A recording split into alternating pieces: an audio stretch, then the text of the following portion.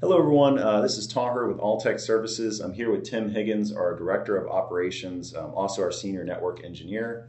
Obviously, there's a lot of craziness with the coronavirus going on. This has caused an unprecedented migration to a remote workforce. So obviously, for all the business owners and managers out there, there's a lot of things to consider. Can we go remote, and how do we do that? So this video is just going to be a brief synopsis of some of the things to consider when going remote. And Tim's going to help us through that process. So Tim, starting off with that, what would be the first thing you would think about to consider when going remote? Well, for a lot of people, their main application is their email. So that's the first thing to consider is, do I have access to email? Your email system may be hosted in the cloud, or it may be an on-premise mail server. Mm-hmm. I would imagine most people nowadays have good access to their email, whether they're in the office or remote. So I'd imagine that's probably a quick, easy box to check off.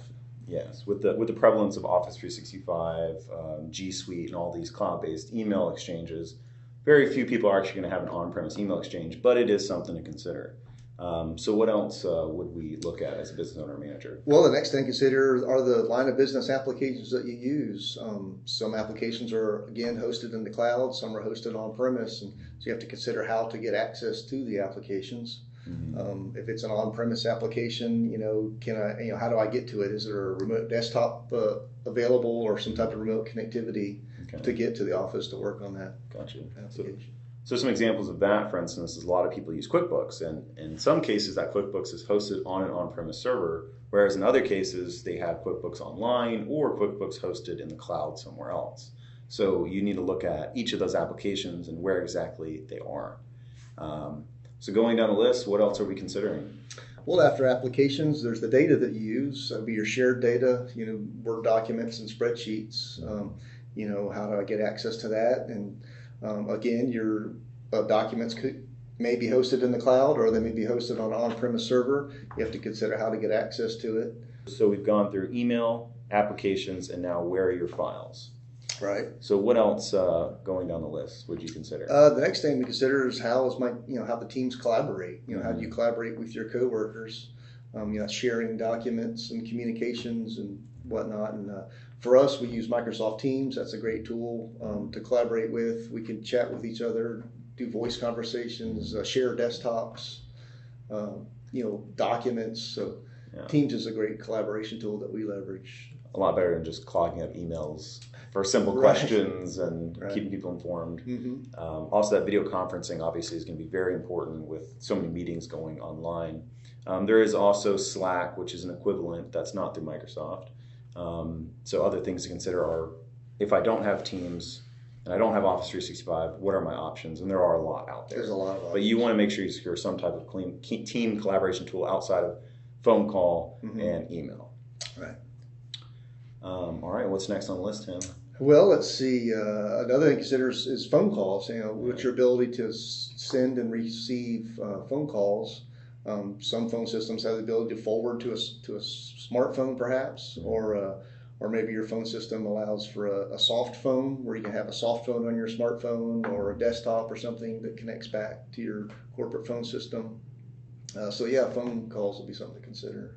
So a lot of phones nowadays are IP or internet-based phone systems, so they should have, whether it's an on-premise IP phone system or a hosted PBX type phone system, there should be some option to route your calls to cell phones, or creating a business continuity strategy with your phones.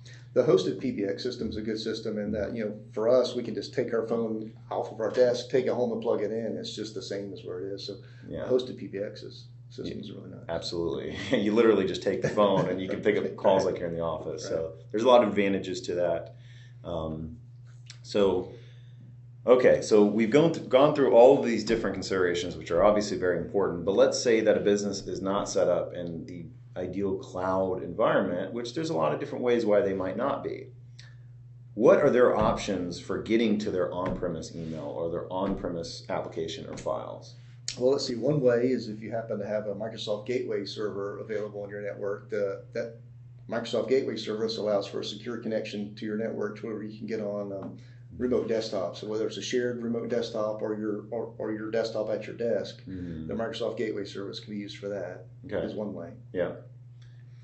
Another way would be SSL VPN connection. So maybe your office has a router that has SSL VPN capabilities, and you can create a secure tunnel into your network, and through that you can get to documents or desktops. Gotcha. If you need to. So as office workers, you may not be an office worker, but if you are an office worker, we've all heard of the VPN, and that is through the firewall. You are getting a virtual private network into your office and then getting on your computer.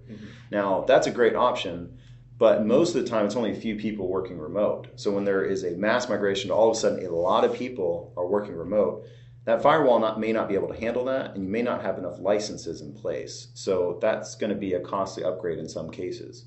So are there any other options for a business environment? Well, if you didn't have a gateway service available and SSL VPN isn't an option, another option is if you have an MSP managing your company's environment, they already have tools in place to remotely connect to computers, and maybe they can leverage the remote connectivity through their tools. So that's a good point. Just like we use Screen Connect here all day, every day, we're connecting to our clients' computers. Well, they already have that software on their computer, and they're already paying for it monthly. So why not give them access to do the exact same thing from their home? That's a great consideration. So if you do have an IT company, most likely they have something similar. It may not be Screen Connect, but it will be an equivalent that you may be able to access. In our case, our clients are accessing that, and they are using it, and they're liking it.